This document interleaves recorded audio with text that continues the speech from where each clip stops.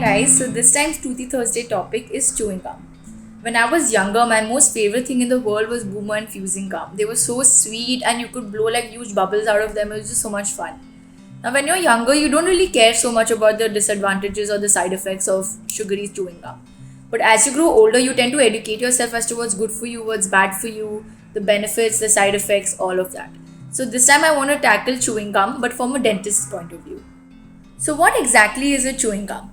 A chewing gum is basically a candy which is designed to be chewed but not swallowed. It consists of a gum base in which you can add sweeteners or any flavoring agents. Now when it comes to chewing gums, it's the type of chewing gum that you choose that will decide whether it's helpful or harmful for your teeth. So the most common sugar compound that is present in regular chewing gum is sucrose. So as we already know, sugar is food for bacteria. So having chewing gum that contains normal amount of sugar is basically like giving an open invitation to bacteria to start forming colonies and cavities in your mouth.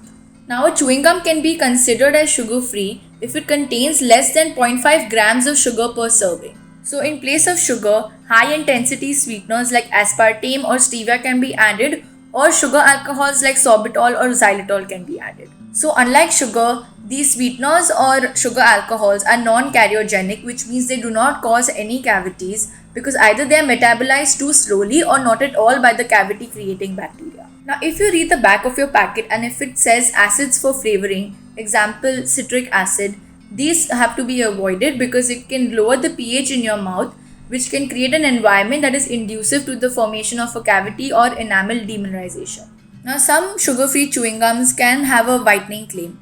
However, they cannot whiten the natural color of your teeth, but they can help protect against certain stains like coffee, tea, red wine or something forming on them. So the question arises, to chew or not to chew? What are the benefits of chewing gum? The first benefit is your salivary flow. Chewing unsweetened but flavored chewing gum can increase your salivary flow by 10 to 12 times. Stimulated saliva flow can give you protection against dental erosion by various methods.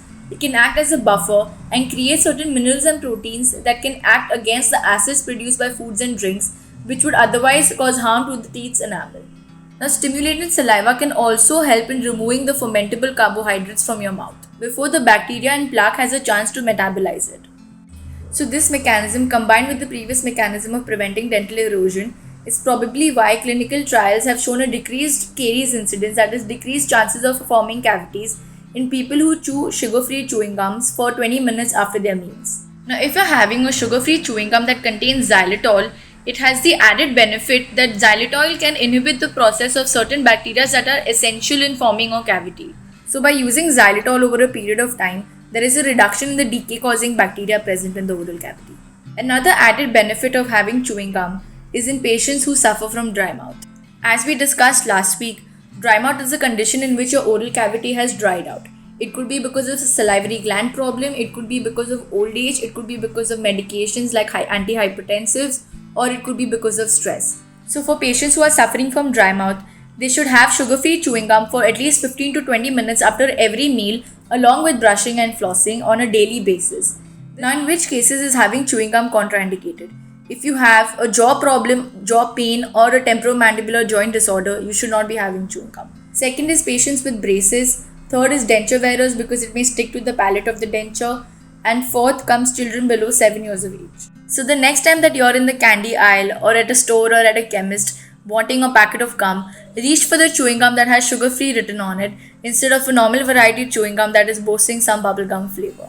And the next time that you offer chewing gum to a friend or a colleague, and if they take offense to it, tell them that you're giving them sugar-free chewing gum to help protect their teeth. I'm sure they'll fall for it.